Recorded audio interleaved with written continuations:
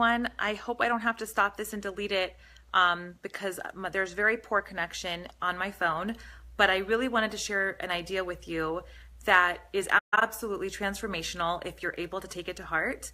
I want to start by saying that all of this learning that we're going to do in the next couple of minutes, and I'm going to keep it really short because I have to leave, is in the complete and speedy recovery, in the merit of the complete and speedy recovery for Leah Hadassah bat Michal Chana, Chava bat Michal Chana, Yocheved Rivka bat Michal Chana, and Gedalia David bat Michal Chana, who are the 4 children injured in a horrific accident in Cleveland. I don't know the family personally, but certainly our prayers and our thoughts are with them. And it's definitely with them in mind, and watching the mother crying on social media and her request for us to all band together and do something for the sake of her children, that I am making this. I'm starting tomorrow to do a daily, for 2 weeks, a daily spiritual journey with you, a spiritual fitness journey. It's going to be epic. That's the title of it because it's true. It's going to be incredible. So please join me every single day for 2 weeks for the Jewish month of Elul, which begins this evening. So I will start the first video tomorrow, God willing, and we are going to go through the most awesome spiritual journey together, step by step, and I will talk about my own spiritual journey, which, as I mentioned before, is pretty scary, but I am very happy to do it if it's going to be beneficial for other people to watch and do with me. So I hope you will share your journey with me as well. So I'll get right into it, and I'm going to try to make it short and sweet. The Kutzker Rebbe says that this most incredible thing, and by the way, if you just listen for 30 seconds and just to this, you'll be already transformed. He says, people are accustomed to looking to the heavens and wondering what's going on there. People would be so much better off looking inside of themselves and seeing what's going on inside of me. How profound. This whole idea of why me, why now, why did this family, why did this child? We can't answer these incredibly profound global questions. But if we took that focus and that energy and channeled it inside of ourselves, what a wonderful, incredible world we would be living in if we could all do that. I'm really sorry if the camera's a bit shaky. I'm trying to hold it up as best as I can. So that's the first thing. The Kutzker Rebbe's quote is absolutely stunning. And it was, I was going to a couple of weeks ago share with you how to make sure that your child does not become a bully. This was a couple of weeks ago. I never made the video, but the punchline was, if you don't want your kid to become a bully, don't let your kid look at himself as a victim or become a victim. Because the seeds of a bully are being victimized by bullies.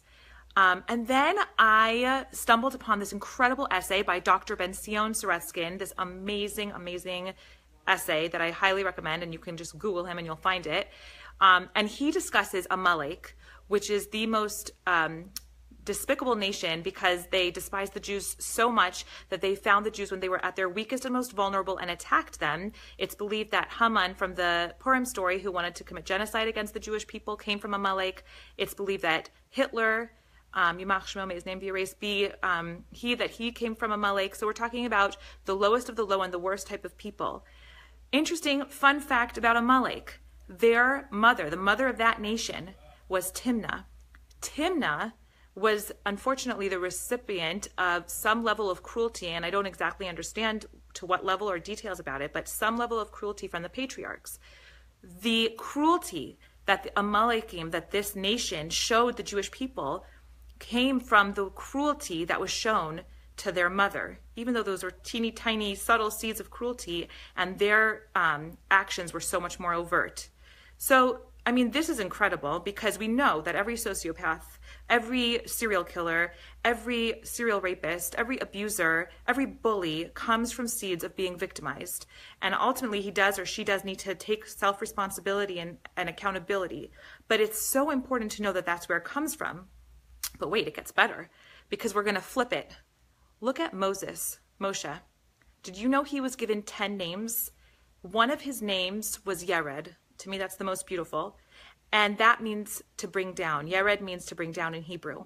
Because Moses, he brought down the Torah to the Jewish people. By the way, the Torah was one of the best gifts to the Jewish people and to the world. Hillel was asked to describe what the Torah is on one foot, and he said, Delach sani lachavrach lo savid, which means Basically, don't be cruel to other people. That's what the Torah is. And the rest, he said, is commentary. So, and Rabbi Akiva says, V'ahavta l'orecha kamocha is what the Torah is. The most important principle of the Torah is love your fellow human being. So the Torah is a very good thing, and it's something that elevates the whole world. It's a blueprint for living. Moses, one of his names was Yered. Why do we call him Moshe? Why do we call him Moses? Why do we call him Yera? Why don't we call him Yered? That's the most incredible name. Or he could be called Chaver. Chaver is another beautiful name he was given because he connected the father, to all of his children. These are beautiful names. Do you know what name God calls him? God calls him Moshe. Who named Moshe? It was Pharaoh's daughter, Batya, who named him. She named him because Mishisihu comes from to draw out. She drew him out of the water and she saved him. Why are we going to call him that? Why are we going to call the greatest person who ever lived, the greatest prophet who ever lived, Moshe, the name of an Egyptian king's daughter that she gave him? Why? It doesn't make sense. And the answer is stunning. Everything that Moshe stood for, the devotion to the Jewish people, the self-sacrifice, it all started because he was the recipient of this beautiful act of kindness from Batya, Pharaoh's daughter. Every single time he is called his name by God, that is what he is reminded of. And because he's a recipient of kindness, so then he is going to thereby be kind and devoted to other people for the rest of his life. I find this incredible because for me, the moment that I knew, it like was a light bulb over my head, that I wanted to be a positive impact onto other people and share beautiful riches of the Torah to others, it was the moment that I felt entirely filled up thanks to the goodness of other people sharing with me these Torah ideas. So to know that this phenomenon is something that I share with the greatest people that ever lived and the worst people that ever lived is incredibly empowering for us. And I'll end with this.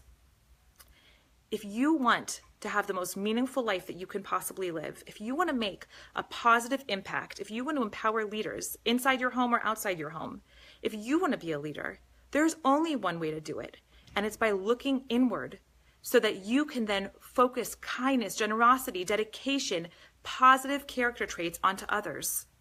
And that is the only way other people are going to be able to receive it from you. And then after being beneficiaries, they are going to share it with others. They become what you give them. It's a beautiful idea. I am starting tomorrow an epic spiritual fitness journey. I hope you will join me. It's going to help us with looking inside of ourselves, seeing inside of ourselves, and making a positive difference. Okay, thanks so much for listening.